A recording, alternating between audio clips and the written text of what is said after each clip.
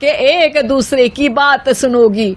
तुम तीनों इस बात को गांठ बांध लो, वरना अगली छुट्टियों में तुम्हारा अपना मायके जाना कैंसिल। सास की बातें सुनकर डर के मारे तीनों हामी भर देती हैं। जी मम्मी जी, मैं समझ गई। हाँ मम्मी जी, जैसा आप कहें। आप जो कहेंगी मैं वही करूंगी। तीनों बहू सास की बात को गांठ बांध लेती है और वादा करती है कि अब से सारे काम वो तीनों एक साथ मिलकर ही करेंगी। ये सब देखकर सास खुश हो जाती है और वहां से चली जाती है। नीचे जाकर वो देखती है कि घर में शर्मा जी आए हुए होते हैं। सास जोर से आवाज लगाकर कहती है, अरे बहू, जरा चाय बनाकर तो लाना, शर्मा जी आए हैं। सास की बात सुनकर तीनों बहू तुरंत किचन की ओर भागती है और चाय बनाना शुरू कर देती है। मुझे तो एकदम मसाले वाली कड़क चाय पसंद है, तो हम शर्मा जी के लिए मसाले वाली चाय ही बनाएंगे। अरे नहीं दीदी, गर्मी के मौसम में मसाला चाय कौन पीता है? मैं तो शर्मा जी के लिए इलायची वाली चाय ही बनाऊंगी। ये कैसी बात कर रही हैं आप दोनों?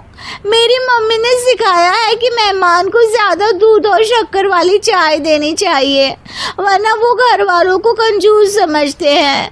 तो मैं तो शर्मा जी को ऐसी ही चाय दूंगी।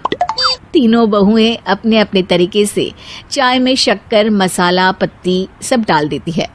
उबलने के बाद तीनों मिलकर चाय बाहर लेकर जाती है और शर्मा जी और सासू माँ को देती हैं। चाय पीने के बाद शर्मा जी सासू माँ को देखकर शर्मा जाते हैं और शर्मिंदा महसूस करते हैं कि आखिर उन्होंने चाय पीने के लिए हामी क्यों भरी। सासू माँ भी चाय पीना शुरू करती है और कहती हैं, अरे बहू, ये कैसी चाय बनाई है? चाय है या मीठे दूध की बासुंदी? हाँ, चाय अच्छी नहीं लगी क्या? कोई बात नहीं, हम पराठा बनाकर लाते हैं। चलो चलो अंदर। हाँ चलो। हाँ, आती हूँ मैं भी। नहीं, मेरा पेट चाय ने ही चौपट कर दिया, वही काफी है। पराठे से पोपट नहीं करवाना, मैं तो चलता हूँ। शर्मा जी चुपचाप पतली गली से निकल जाते हैं। अगले दिन सास बहुओं से कहती है, अरे बहू, जाओ जाके ऊपर के गेस्ट हाउस की सफाई कर दो। कल हमारे यहाँ मेरे दूर के रिश्तेदार आने वाले हैं, तो पूरे कमरे को चमका देना, समझी? तीनों बहू सास की बात को मानकर ऊपर सफाई करने चली जाती हैं और तीनों कमरे की सफाई चालू कर देती है। बड़ी बहू मकड़ी के जाले साफ करती है, तो बीच वाली झाड़ू लगाना और छोटी वाली सर्फ डालकर जमीन धोना शुरू कर देती है। अरे दीदी, जिठानी जी, अभी मैंने पूरी फर्श धोई और आप फिर से धूल नीचे गिरा रही हैं। और मछली जिठानी जी, आप बिना झाड़ू की धूल यहाँ छटक रही हैं। अरे तीनों को साफ करना है, एक साथ सफाई करते हैं ना।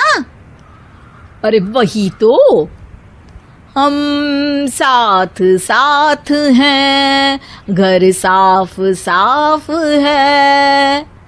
तीनों बहू ऐसे ही काम में उलझ जाती है और 2 घंटे तक एक ही कमरे की सफाई करती रहती है। बहुत देर से अपनी बहुओं को ना देखने के कारण सास ऊपर कमरे में उन्हें देखने जाती है, लेकिन कमरे में घुसती ही वो गीली फर्श पर फिसलने के कारण नीचे गिर जाती है। ओरी मोरी मैया, हड्डी मरोड़ के रख दी। आए, मेरी तो कमर ही टूट गई रे। तीनों बहुएं सास को उठाती हैं और बिस्तर पर सुला देती है। अरे मेरे हाथ पैर दर्द कर रहे हैं, दबा दो, आराम मिलेगा। हाँ जी माँ जी। अरे जी माँ जी, जी माँ जी। और तीनों बहुएं एक साथ सास के हाथ को दबाना शुरू कर देती है। माँ की तो चीख ही निकल जाती है और नतीजा ये होता है कि सास के बचे हुए शरीर में भी दर्द उठ जाता है। हाय राम, ये क्या कर दिया तुम तीनों ने। अरे मेरी तो किस्मत ही फूटी है कि तुम जैसी बहुएं मुझे मिली। हे भगवान, पूरे शरीर में दर्द बढ़ गया है। अब तो पता नहीं कि चल भी पाऊंगी या नहीं। माफ करो, मुझे गलती हो गई मुझसे कि तुम तीनों को एक साथ काम करने के लिए बोला। सोचा था तीनों मिलके अच्छे से काम करेगी, लेकिन बड़े बुजुर्ग सही कहते थे कि 3 तिगाड़ा काम बिगाड़ा।